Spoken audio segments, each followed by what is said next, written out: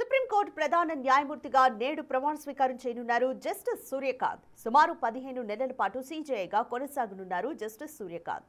ఇవాళ జరగనున్న సీజేఐ సూర్యకాంత్ ప్రమాణ స్వీకారానికి ప్రధాని మోదీ, పలువురు కేంద్ర మంత్రులు, తెలంగాణ సీఎం రేవంత్ రెడ్డి సహా వీవీఐపీలు హాజరు కానున్నారు.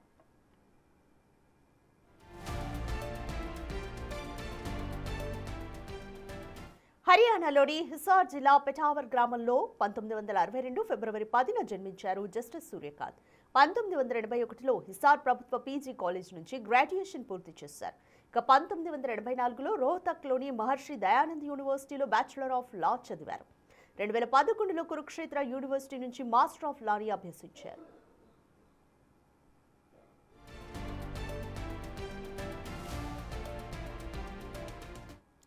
జూలై 7, 2000 నుంచి 8 జనవరి 2004 దాకా కూడా హర్యానా ప్రభుత్వ అడ్వకేట్ జనరల్గా బాధ్యతలు నిర్వహించారు.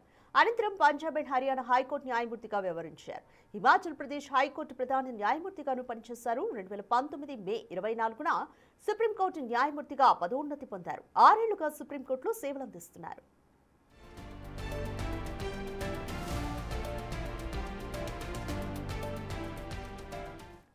ఆర్టికల్ 370 రద్దు, భావ ప్రకటన స్వేచ్ఛ, అవినీతి, పర్యావరణ పరిరక్షణ, లింగ సమానత్వం వంటి పలు కీలక కేసుల్లో తీర్పులిచ్చారు జస్టిస్ సూర్యకాంత్.